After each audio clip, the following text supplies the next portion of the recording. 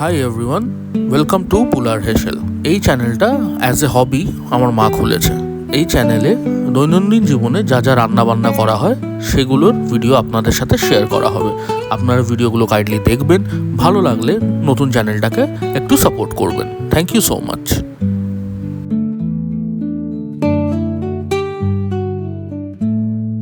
হেই dear viewers, কেমন আছেন আপনারা সবাই? আশা করি খুব ভালো আছেন। ওয়েলকাম ব্যাক টু পুলার হেসেল। আজকে আপনাদের জন্য আবার একটা নতুন রেসিপি নিয়ে আমরা ফিরে এসেছি।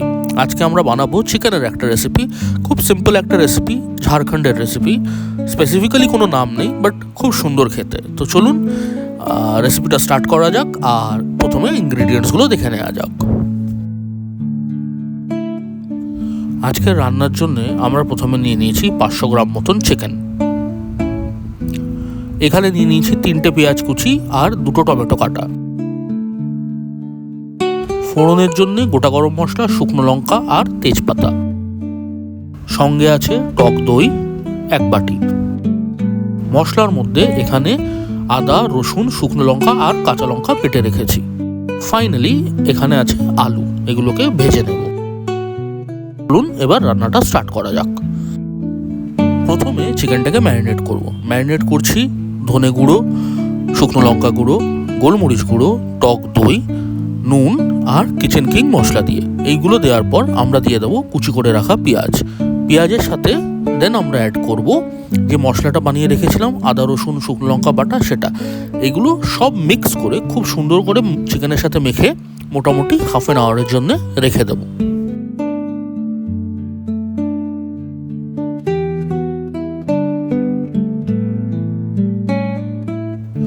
যতক্ষণ চিকেনটা ম্যারিনেট হচ্ছে, ইন দ্য মিন টাইম আমরা আলুগুলোকে ভেজে নিচ্ছি।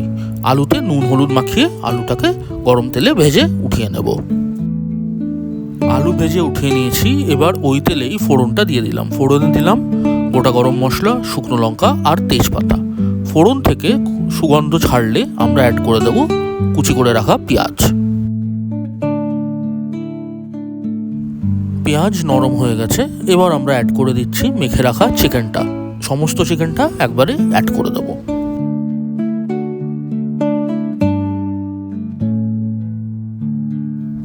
চিকেনটা অ্যাড করার পর এখন আমরা মোটামুটি 10-20 মিনিটস চিকেনটাকে খুব ভালো করে কষিয়ে নেব।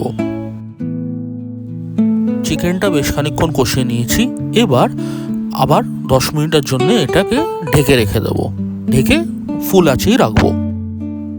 10 মিনিট মতন ঢেকে মাংসটাকে সেদ্ধ করে নিয়েছি। এবার আমরা এতে অ্যাড করে দিচ্ছি টমেটো, আর সাথে অ্যাড করে দেবো স্বাদ অনুসারে নুন। টমেটো আর নুন দেওয়ার পর খানিকক্ষণ রেঁধে নিয়েছি। টমেটোগুলো গলে যাওয়ার পর আমরা এতে আলু আর 2 কাপের মতন গরম জল অ্যাড করে দিচ্ছি। গরম জল অ্যাড করে আবার রান্না করে নেব। গরম জল অ্যাড করার পর যখন ঝোলটা আবার ফুটতে শুরু করবে, তখন আবার আমরা ঢেকে দেবো। ঢেকে আনাদার 10 মিনিটস থেকে 12 মিনিটস অল্প আছে সব কিছু সেদ্ধ করে নেব। 10 মিনিট ঢেকে নেওয়ার পর আমরা ঢাকনা খুলে দিয়েছি আর 2-3টে কাঁচা লঙ্কা চিড়ে অ্যাড করে দিয়েছি। আমাদের রান্না অলমোস্ট শেষের পথে। এবার কিছুক্ষণ এটাকে ফুটিয়ে নেব আর ঝোলটাকে আরেকটু রিডিউস করে নেব। যখন জিনিসটা একটু গামাখা টাইপস হবে, দেন আমরা নামিয়ে নেব। তো নামিয়ে পরিবেশন করে আবার আপনাদের সামনে ফিরে আসছি। আমাদের আজকের রান্নাটা কমপ্লিট হয়ে গেছে। আপনারা যারা যারা দেখছেন সবার কাছে 2টো ছোট রিকোয়েস্ট। 1, রান্নাটি পছন্দ হয়ে থাকলে আপনারাও বানাবেন, খেয়ে জানাবেন কেমন লাগলো। 2, ভিডিওটি ভালো লেগে থাকলে কাইন্ডলি লাইক করবেন আর শেয়ার করবেন। আপনাদের যা যা ফিডব্যাক আছে, সাজেশনস আছে, সেগুলো কিন্তু কমেন্ট সেকশানে জানাতে ভুলবেন না। আপনাদের ফিডব্যাক থেকে আমরা নিজেদের ইন ফিউচার আরও বেশি ইমপ্রুভ করতে পারবো। আমাদের পাশে থাকবেন, সাথে থাকবেন এবং ভালো থাকবেন। Thank you so much.